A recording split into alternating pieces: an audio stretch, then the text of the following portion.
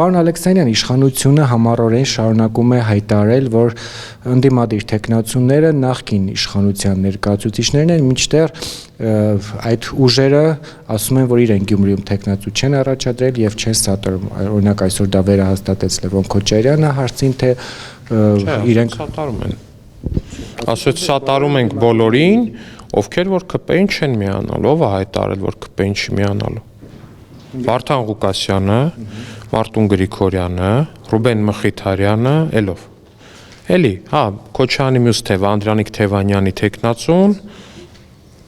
չեղավ, որ սատարում են։ Կամ ինչ է նշանակում Սերժ Սարգսյանի խմբակցության падգամավորն ասում է ես Հանրապետականի Սերժ Սարգսյանի հետ կապ չունեմ։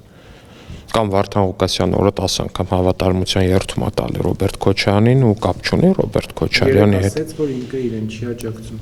Դե, հա, այսօր Լևոն Քոչարյանը հակառակն ասաց։ Պարոն Ալեքսանյան, նաև ասում են, որ իրենք ոչ նախկին են, ոչ ներկա են։ Դե դեմ ասում Սերժ Սարգսյանի խմբակցության падգամավորը կանգնում ասում է մենք ոչ նախկին ենք, ոչ ներկա ենք, ժողովուրդ ջան։ Հիմա որ ես ասեմ ես Նիկոլ Փաշինյանի հետ կապ չունեմ, չեք ասի պարոն Ալեքսանյան, կարող է ջուր խմեք։ Կասեք, չէ։ Պարոն Ալեքսանյան, նաև Վարդան Ղուկասյանը բռնաճնշումների մասին է խոսում, ասում է, որ իշխանությունը անհանգստացած է։ Ինչ բռնաճնշում։ Ասում է իր դեմ քրեական հետապնդումներ կան, բռնաճնշումներ կան, այսինքն Վարդան Ղուկասյանը իր բերանով հայտարարել է, որ ինքը ընտրական process-ի մեջ մտել է այն պատճառով, քանի որ իր նկատմամբ ապօրինի գույքի բռնականձման գործեր են սկսել։ Այսինքն պատճառը հետևանքային կապը ոչ թե այնա, որ ինքը մտել է ընտրապայքարի մեջ ու հետևաբար իր նկատմամբ գործեր են հարուցվել, այլ իր նկատմամբ գործեր են հարուցվել իրենից ապօրինի գույքը բռնագանձելու ու ինքը դրա պատճառով մտել է ընտրապայքարի մեջ, որպեսզի փորձի իր գույքը ազատել, բայց սրա մասին բազմիցս ասել եմ, կապ չունի ակտիվ քաղաքականություն կմտնեն, թե բալետ կմտնեն, թե գեղասահ կմտնեն, բոլոր են մարդիկ, ովքեր ունեն ապօրինի գույք, միանշանակ այդ գույքը հետ են տալու պետությանը։ Իշխանությունը Գյումրիում մտավախություն ունի։ Իշխանությունը բոլոր տեղերում հենվում է միայն ու միայն ժողովրդի քվեի վրա, ժողովուրդը ինչպես կորոշի, այդպես էլ կլինի, մենք երբեք մենք մեր ձեռքերը կկտրենք, բայց մեր քաղաքացու քվեի վրայով չենք անցնի ու սա ապացուցված փաստ է,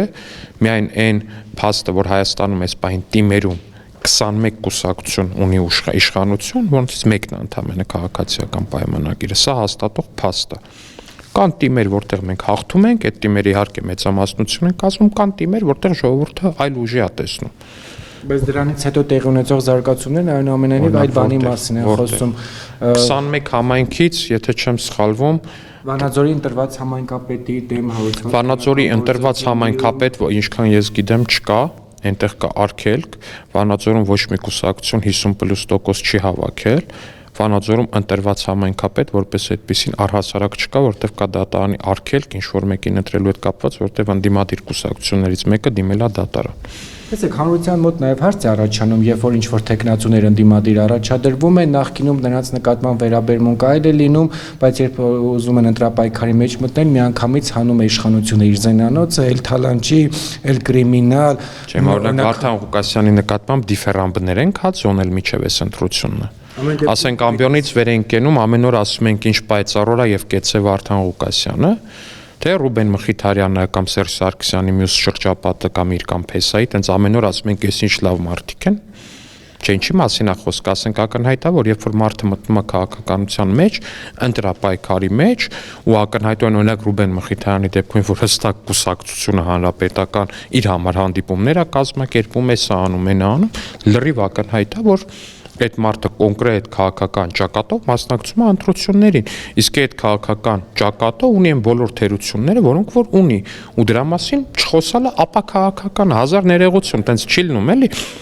Մարդիկ բան են անում, շատ հաճախ իրանց թվում է թե պետք է ընտրություններին մասնակցեն որպես հասարակական կազմակերպություն, այսինքն իրենք իրենց հակառակորդ տեխնացուներին, կուսակցությանը են, որ ներկայացնում են տեխնացուները, ինչ ասես ասեն, բայց պատասխան չստանան, այդպես չի լինում, դա քաղաքականություն չի։ Քաղաքականությունը փոխադարձության մեջ է։ Իհարկե բնականաբար կոռեկտությունը, բարոյականությունը, արժանապատվությունը ոչ մեկի չոտնահարելով։ Հեղափոխության արժեքներ գրող անձ է, հա, բնութագրվել Սարիկ Մինասյանը Արայիկ Հարությունյանի կողմից, բայց Սարիկ Մինասյանը նախկին հանրապետական էր։ Նման բան չկա, ով այդպես բան ասել ցես։ որ ինչ որ հեղափոխության արժեքների։ Չէ, որ նախկին հանրապետական ով է ցես նման բան ասել։ Չի եղել։ Ով է ցես նման բան ասել։ Ոչ, չի եղել։ Ոչ, չի եղել։ Ով է ցես նման բան ասել, ժողովուրդ ջան։ Ես գիտեմ իրականում ով է ձեզ նման բան ասել, հենց Փայլակ ջան, ձեր հարցազրույցի ժամանակ դա ասել է հանրապետական խմբակցության падգամավոր, կներեք, պատիվ ունեմի падգամավոր Մարտուն Գրիգորյանը, ես ողջունում եմ խիստ, որ պատիվ ունեմի падգամավորները եւս հասկացել են, որ հանրապետական կուսակցության անդամ լինելը ինչ որ թիրախավորող բան է ու փորձում են դրանով թիրախավորել իրենց քաղաքական հակառակորդներին, բայց ձեր ասած իրականության հետ կապ չունի։ Ոչ, չի եղել։ Լավ, այնուամենայնիվ լուսավոր Հայաստանի համար Լուսավոր Հայաստանի ցուցակով մասնակցել է, իսկ Լուսավոր Հայաստան կուսակցությունը ժամանակին հայտարարել է, որ ինքը կիսում է հեղափոխության արժեքները, այսինքն այս մասով առնվազն հանրային կերպով հայտարարված է, որ կոնկրետ ուժը կիսում է հեղափոխության արժեքները եւ կիսում է ժողովրդավարության գաղափար։ Պարզվեց Քոչարյանականներն էլ են կիսել, գիտեիք, հեղափոխության արժեքները, եւ այս հանրապետականների հետ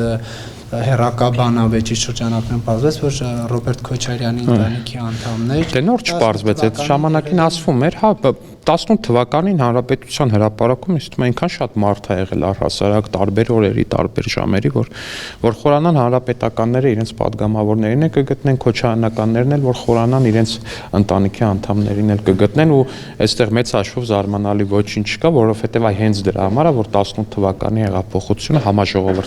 համաժողովրդական հեղափոխություն։ Բայց դուք չէիք երև, նկատում եմ առաջին պլանում չէիք։ Դե պարոն Կիրակոսյան, ես այդ ժամանակ ուսանող էի, Հորդանում էի սովորում, մենք ուսանողներով մի քանի անգամ հայտարարություն ենք տարածել, սատարելով հեղափոխությունը, սատարելով ժողովրդական շարժումը։ Վերադառնալով Գյումրիին, կիսում եք այն տեսակետները, որ այնուամենայնիվ ոչ մի ուժի չի հաջողվի հավաքել 50+1, ինչը ենթադրում է հետագա համագործակցության վերաբերյալ քննարկումներ։ ՔՊ-ն այս առումով որոշակի քննարկումներ իրականացրել է այդ սցենարի դեպքում։ Նման քննարկումներ չի իրականացրել, բայց մեզ համար ակնհայտ է, որ դա հենց սցենարն է, որին ձգտում են քոչայանական ու սերժական ուժերը, այնա որ ոչ մեկ չհավաքի 50%-ից ավել ձայն, իրանք էլ իրար մեջ միանշանակորեն կպայմանավորվեն հետընտրական process-ում,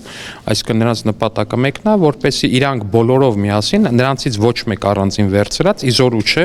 քաղաքացիական պայմանագրին համադրելի ձայներ հավաքել։ Նրանք հույս ունեն, որ բոլորը միասին կկարողանան 50+ հավաքել, միտեղ մարդկանց խաբելով, միտեղ այս դիմակի տակ ներկայանալով, միտեղ այն դիմակի տակ ներկայանալով, ու դրա համար մեր կոչը մնում է յուրաքանչյուր գյումրեցուն հետեւյալը անպայման գնացեք ընտրությունների, պարտադիր գնացեք ընտրությունների եւ թույլ մի տվեք, որպեսզի այս ուժերի, այս կազմած գծած սցենարը որպես այդպեսին դառնա իրականություն։ Չեք քննարկել, որովհետև վստահ եք, որ ձեր սարիկը հաղթելու է։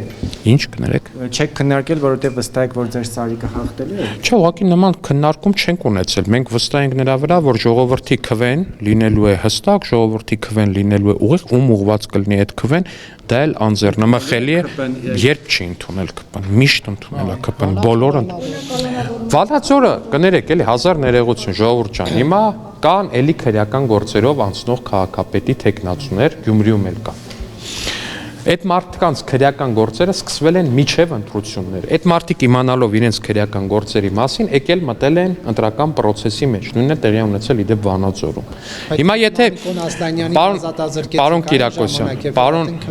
պարոն Կիրակոսյան, ցանկացած քրեական գործ ունի իր փուլերը, ցանկացած դատավարություն ունի իր փուլերը որպես այդպեսին։ Ու եթե ընտրություններին մասնակցելը որպես այդպեսին լինի ինդուլգենցիա, միանշանակ է, որ ցանկացած հանցագործ, օրինակ, չգիտեմ, ինչ որ մեկը կգնա, ինչ որ մեկին կբռնաբարի, կգա կմասնակցի ընտրություններին, կասի ելից չեք կարա դատեք, ես ընտրությունների եմ մասնակցում։ Այդ շատ վատ սցենար է, ցանկացած քրեական գործ ունի իր փուլերը, ցանկացած դատավարություն ունի իր փուլերը։ Ու տրամաբանական է, որ պատահական Մամիկոն Ասլանյանը։ Բայց ինչի պատահական այդ գործը երբ է հարուցվել։ Բայց ով է Պարոն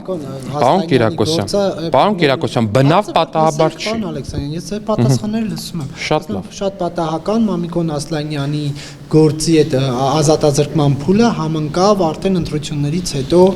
Ես ավելի հետաքրքիր պատահականություն ասեմ, շատ պատահաբար բոլոր քրեական գործերով անցնող մարդիկ ձգտում են ամեն կերպ ընդգրկվել այս կամ այն ընտրական ցուցակի մեջ։ Այդ ավելի պատահական է ու շատ պատահաբար բոլորը հետո փորձում են ներկայանալ որպես քաղբանտարկյալ։ Շատ պատահաբար։ Դուք կիսում եք, հա, ՔՊ-ի ձեր քաղաքապետի տեխնացուի այն տեսակետը, որ պատերազմում պարտվել ենք, որովհետև չենք կռվել։ Պարոն Մինասյանը շատ ուղիղ տեքստով ճշտող հարցին ի պատասխան, կարծեմ Արթուր Վանեցյանի կայքն էր, չէ, հարցազրույցան։ Շատ ճշտող հարցին ի պատասխան, շատ հստակ ասում է, ես չեմ կռվել, դուք չեք կռվել։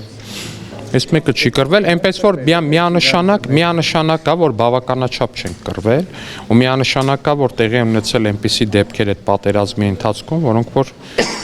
$200 դիրք ծախողներ են եղել, այդ գործերն էլ կա, գիտեք, կա քրեական հաղորդում տվեցիք հենց նոր 1000 հատ այդ գործերը կա, Նարեկ ջան, չեք տեսել, որ $200 դիրքի տեղ են ծախել, զորքերի տեղակայման դիրք են ծախել, 1000 հատ գործ կա։ Ես չտվեցի, այդ գործերի հիման վրա ասեցի։ Կամ չգիտեք, որ մեղադրանք կա այս պայդրությամբ սպաների, այդ թվում եւ բարձրաստիճան, որ զորքերի շրջանում միտումնավոր խոճապ են տարածել, այդ չի եղել այդ ամեն ինչը։ Փառք ու պատիվ մեր բոլոր փառք ու պատիվ կյանքը հայրենիքի համար տված մեր զինվորներին, փառք ու պատիվ մեր զոհերին ու փառք ու պատիվ են տղերքին, ովքեր մասնակցել են այդ պատերազմին ու չնայած այս բոլոր դավաճանություններին այնուամենայնիվ կռվել են։ Ով է ԿՊ-ի մրցակիցը Գյումրիում։ Ում ժողովուրդը կորոշի որպես այդպեսին ընդդիմադիր առանձին վերցրած տեխնացու գոյություն ունի միասնական Սերժա Քոչարյանական ճակատ ընտրություններում, որը եւ միավորվելու է ընտրություններից հետո եւ մեր գործն է թույլ չտալ, որպեսզի այդ ճակատը Գյումրու ընտրություններում ստանա այնքան քվե, որպեսզի միասնական կարողանան միավորվել ու վրեժ լուծել Գյումրուց ու վրեժ լուծել Գյումրեցուց միանշանակ միայն ու միայն քաղաքական եղանակով ու միայն ընտրություններում քաղաքացու քվեն ստանալով։ Պարոն Ալեքսանյան, բայց արդյոք արդեն ԿՊ-ն Գյումրիում չի պարտվել, հաշվի առնելով, որ դուք ձեր կուսակցությունից տեխնացու չեք առաջադրել։ Սարիկ Մինասյանը քաղաքացիական պայմանագիր կուսակցության անդամ է եւ պրայմերիզին հատեց, բայց Նարեկ ջան, բականներից, հա։ Եվ ինչ կա հին ու նորը որպես այդպեսին ես չեմ հասկանում այդ բաժանարակից։ Ինչ որ բոլոր կուսակցական անդամները ժամանակի ընթացքում ինչ որ մի պահի են դառնում կուսակցության անդամ։ Չկա շատ քիչ կորիզ կա կուսակցության, որը որ հիմնադիր անդամ է համարվում կուսակցության։ Չգիտեմ։ Գյումրեցիները այլ կերպ գտան, ուրիշ բան որոշեցին, տարբեր մարդկանց տարբեր պաշտոններում տեսան, մեկին տեսան որպես օրինակ համայնքապետի տեխնացու, մեկին տեսան որպես, չգիտեմ, падգամավոր գործող շատ լավ, մյուսին տեսան, չգիտեմ, այլ պաշտոնում որպես այդպեսին։ Չլսեցի, ինչ։ Նիկոլ Փաշինյանն է նշանակել համայնքապետ։ Չասեմ համայնքապետի տեխնացու եւ ժամանակավոր պաշտոնակատար, ինչը եւ որոշվել է ընտրությունների միջոցով, պրայմերիզի միջոցով։ Այդ պրայմերիզին իհարկե կարելի է 1000 հատ անուն կպցնել, ինչը եւ շատ հաճախ անում են, բայց ես վստահեցնում եմ, ուղղակի Հայաստանի Հանրապետությունում չկա երկրորդ կուսակցությունը, որը սրա 10%-ի չափով ինչ որ ժողովրդավարական process-ով գեներացնի իր այս կամ այն տեխնացուին։ Հա մենք ունենք որոշակի թերություններ, գուցե պրայմերիզի ինստիտուտը որոշակի լավարկման տեղ ունի, բայց միանշանակ է, որ այս տեսակ ժողովրդավարական մեխանիզմով տեխնացուի ընտրություն ոչ մի ուրիշ կուսակցություն Հայաստանում չի անում։ Լսել եմ, որ 26 թվականի վարչապետի ընտրություններից առաջել եք պրայմերիզ անցկացնելու, հա, ժողովրդի շրջանում։ Արդյոք Նիկոլ Փաշինյանն առաջադրել վարչապետի տեխնացու։ Հետաքրքիր միտք եք ասում, Նարեկ ջան։ Տեսեք, մենք դրա փոխարեն կունենանք համաժողով, որի ընթացքում մեր կուսակցության անդամները կձևավորեն մեր ընտրական ցուցակը։ Այդ թվում եւ ցուցակի համարը ցուցակի առաջին համարը, որը եւ կընդհանրվի։ Նարեկ ջան, եթե ուզում եք, դուք կարող եք ինքնուրույն այդ պրայմերիզը անցկացնել։ Դա օրենքով է կարգավորվում, թե ինչպես պետք է ձևավորվի կուսակցության նախընտրական ցուցակը։ Նա ընտրական օրենսգրքով եւ եթե չեմ սխալվում, կուսակցությունների մասին օրենքով, սա օրենքով կարգավորված հստակ մեխանիզմ է, որ կուսակցությունը իր ներսում պետք է անի ընտրություն։ Եթե այդքան վստահ եք, որ իշխող թիմն է հաղթելու, այդ դեպքում ինչու է։ Ես վստահ եմ, որ ժողովուրդը մեր հետ է եւ այլն։ Ամեն դեպքում ես ասում եմ, որ ժողովուրդը կգնա եւ կորոշի ով ալինը կներեք էլի այդ Սերժ Սարգսյանական մոտիվները, թե 100-ից 80 խփեմ, 60 խփեմ, 70 խփեմ, այդ մեզ մի վերագրեք։ Վստահ եք, որ ժողովուրդը ձեր կողմից է ասում, ինչու է քաղաքացիական բավարարական խմբակցության պատգամավորը նման վիրավորական արտահայտություններ անում ընդդիմադիր տեխնացուների նկատմամբ։ Ով է անում։ Սավականով է տրամաբանության։ Ով է անում, ինչ է անում, Ծաղրացու եւ այլն։ Ես ինչքան գիտեմ, ձեր նշած, ես ինչքան գիտեմ այդ պիտակների հասցեատերը ինքը առաջինն է վիրավորական խոսույթ մտցրել քարոզարշավի բոհ որպես այդպեսին, եթե չեմ սխալվում, մեր գործընկերները ընդամենը արձագանքել ու պատասխանել են դրան, գուցեև ինչ-որ բայի տրվելով այդ սադրանքին, ինչը պետք չէր անել միանշանակ, բայց շատ ողջունում եմ, որ դուք դատապարտում եք այդ պիտակավորումները, վստահ եմ նույն ջանասիրությամբ նաև հենց ձեր նշած պիտակների արժանացած գործչին այդ մասով հարցեր կտակ, թե ինչի մտավ քարոզարշավ, այդ խոսույթով, որով որ մտավ, ու նաև կհարցնեք նույն հարցերը, օրինակ, չգիտեմ, մյուս տեխնացուներից, օրինակ Վարդան Ղուկասյանից, ով ինչ-որ տենց կիսաքրեական խոսույթով մտել անդրապայքարի մեջ ամենավերջին վիրավորանքներով եւ մնացածներով, Վարդանիկի մասին է խոսքը